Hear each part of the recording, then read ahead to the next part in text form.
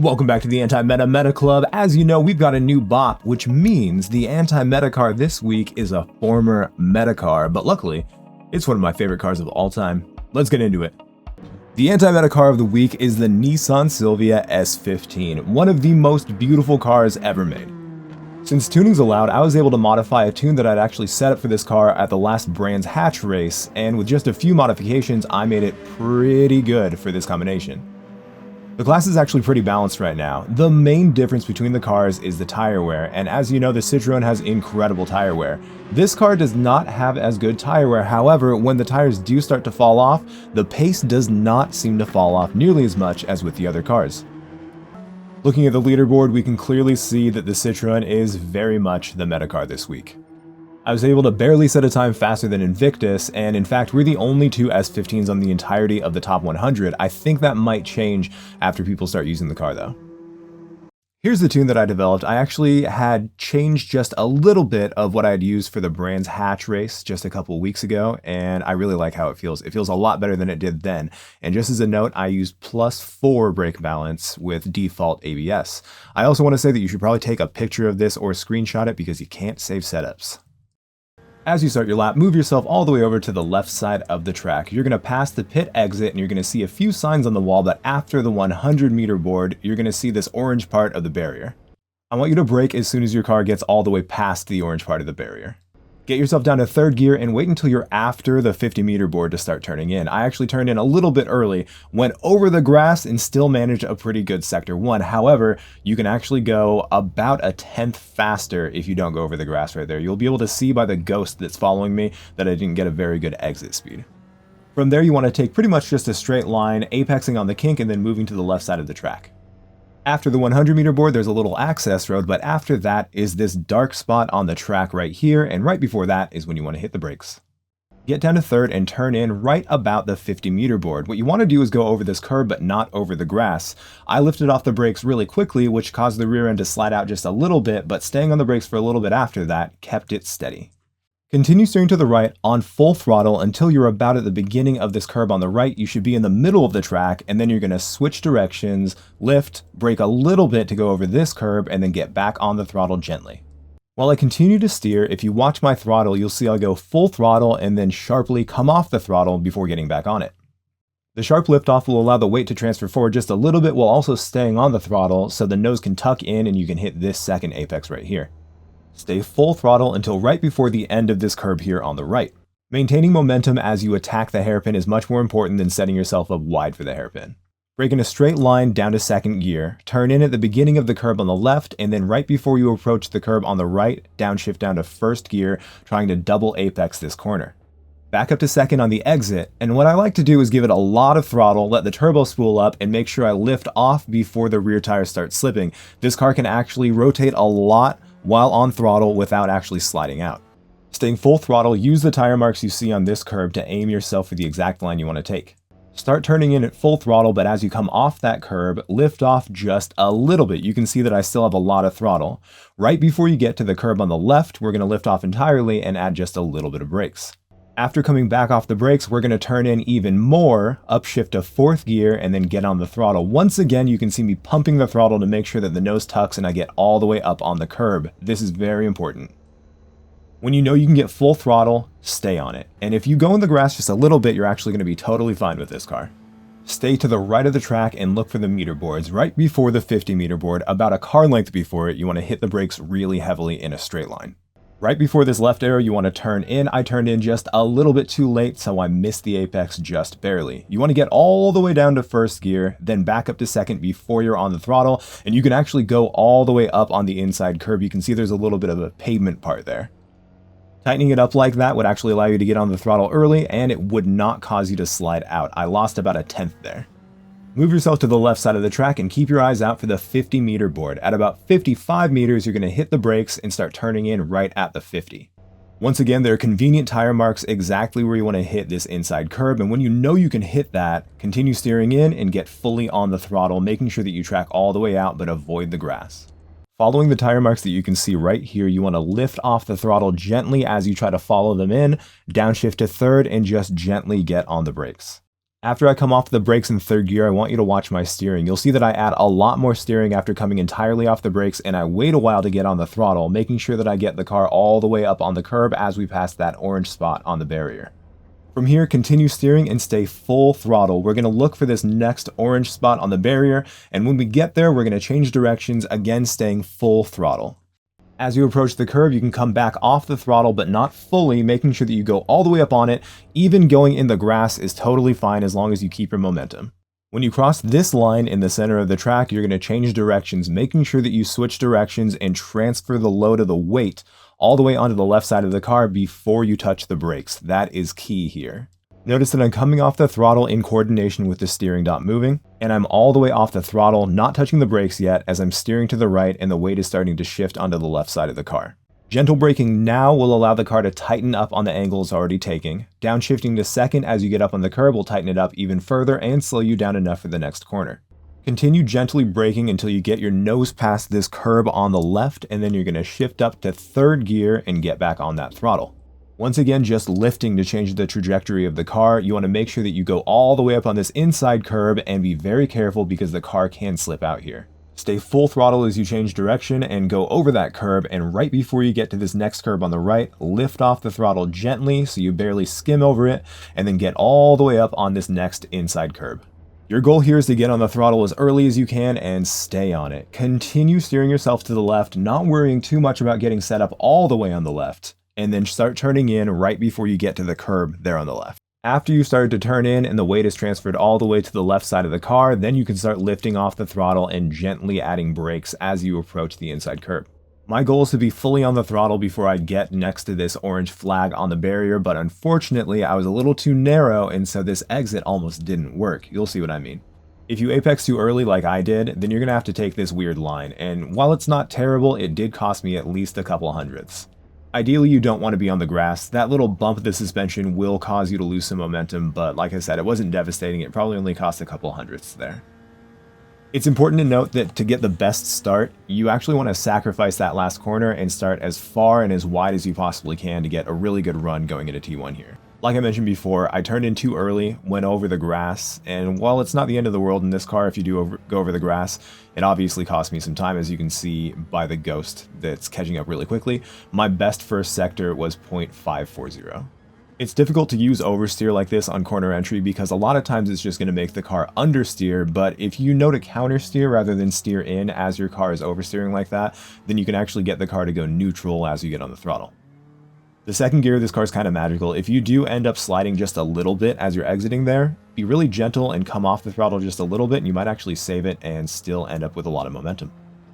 This really fast left-hander takes a lot of experience, but what's really most important is getting on the throttle and staying on it as early as possible. For this hairpin, I actually definitely turned in too late. I think I braked at the right time though, and if you downshift a little bit more aggressively, you can get the car to slow down a little bit more. And like I said in the breakdown, you can actually go all the way over the pavement part on the inside of the hairpin, and you're not going to cause the car to slide as long as you're gentle on the throttle. My outside tires touch the grass here a little bit. If you go any further than that, it's probably going to pull you entirely off the track, so be very careful there.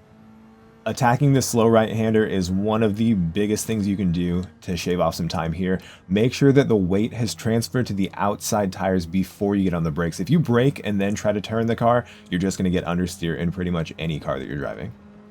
Your instincts will probably tell you to get all the way on the left to set up for this right-hander, but really it's just a waste of time. You want to make sure that you just get your car as close to the apex as you can, use the curb to rotate, and then get on that throttle as early as possible, just like with all the other corners. Alright, let's go over one of the best races I've done in a long time. Recently, in a group I belong to, someone complained that the races like this, where you only have to take a required pit stop but no fuel and no tires, meant that there was no strategy. And if you've watched my series, then you know that there's a ton of strategy that actually goes into this.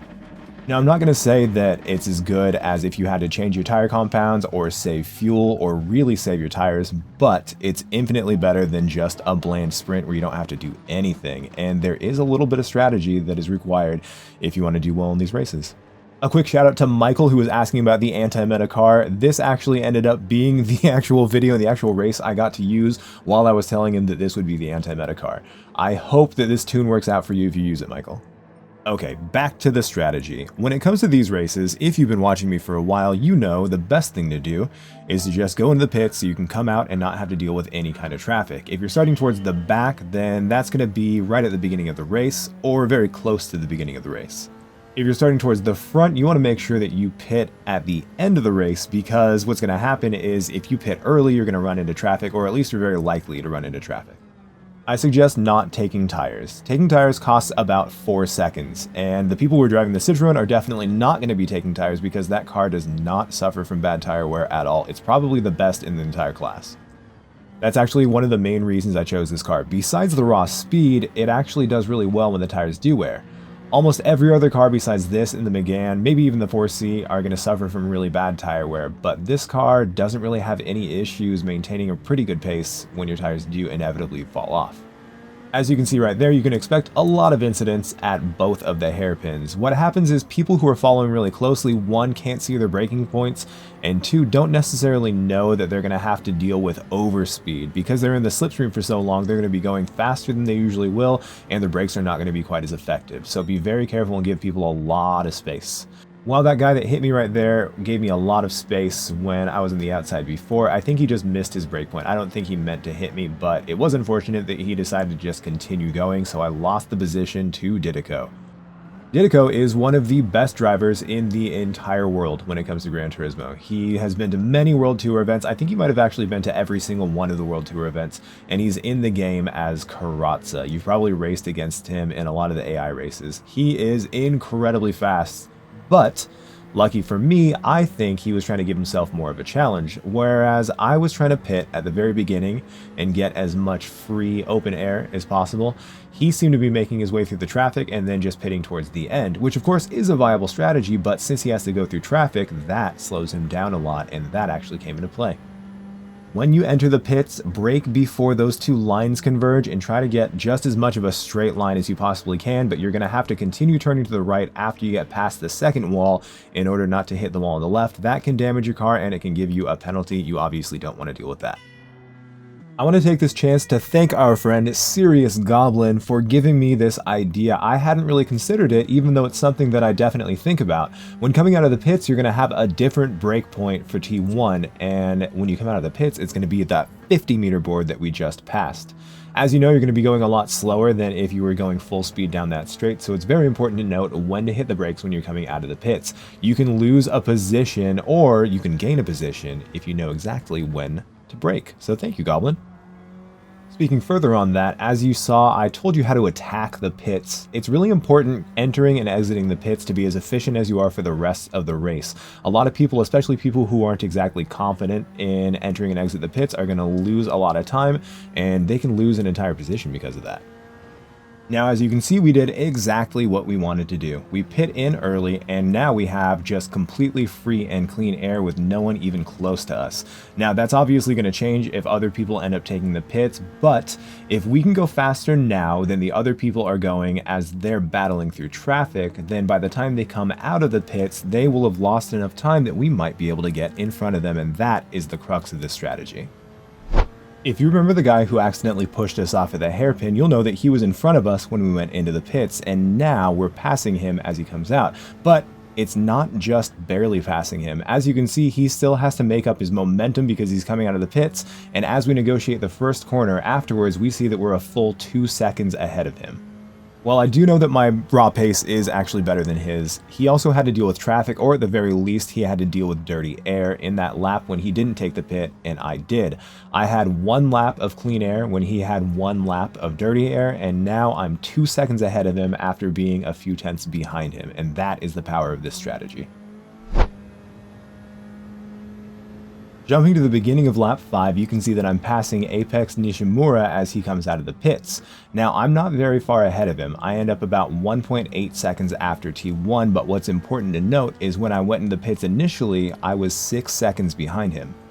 Since he was the leader, he probably didn't get slowed down too much by traffic, probably not at all, but my pace is better.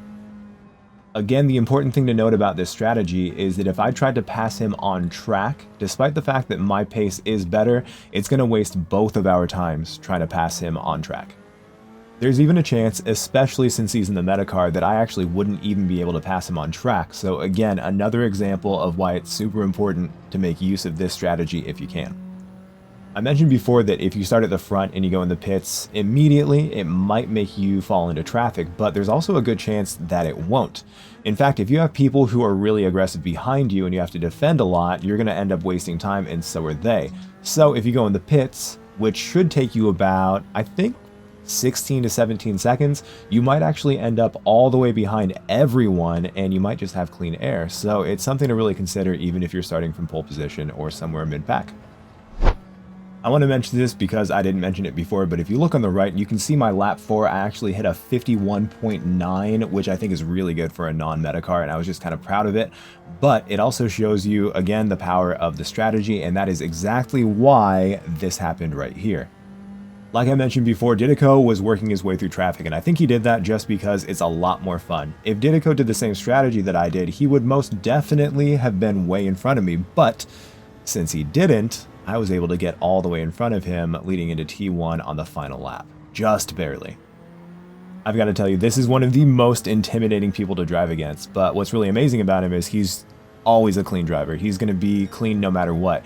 He gave me the bump right there because it's infinitely faster just to bump draft someone on the straight who ends up exiting slower than you than it is to try to kind of pass in a situation where it would kind of force us both into a really slow situation.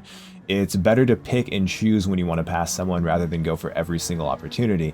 And I think that he assumed that if he just barely had a little bit of speed more than me, then he might not be able to make a pass stick. Or he didn't expect me to be going that slow and he didn't mean to bump me. Either way, I'm still in front.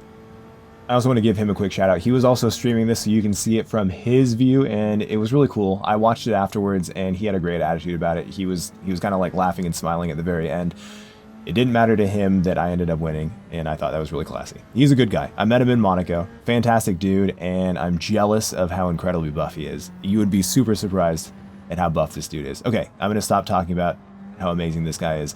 I'm just stoked that I was able to stay in front of him. Again, he gave me a little bump. I think that he was just going way faster than I was, and he didn't expect me to. But as you can see, he's being a lot more careful, and he set himself up for a pass right here. I made sure that I gave him a lot of space, and I wanted to speed through this section so I can make sure I got this inside line here, because if I can just hug the inside on the final corner, I'm going to have a big advantage when it comes to exiting for the final straight. Of course, I'm going to give him space. Everyone deserves space, especially someone as clean as him. And look at how close it was. It was hilariously close. 6 thousandths of a second, but I did end up winning in the anti-meta car entirely because of our strategy. Once again, we found a really good anti-meta car, but it can't stand toe-to-toe with the meta car, so it's up to you to devise and use a much better strategy, which is exactly why we got the win right now. Once again, I'd like to thank you for watching my videos. If you like what you saw, please don't forget to like and subscribe, and you can catch me here live every Wednesday at 1 p.m. Pacific. Thank you.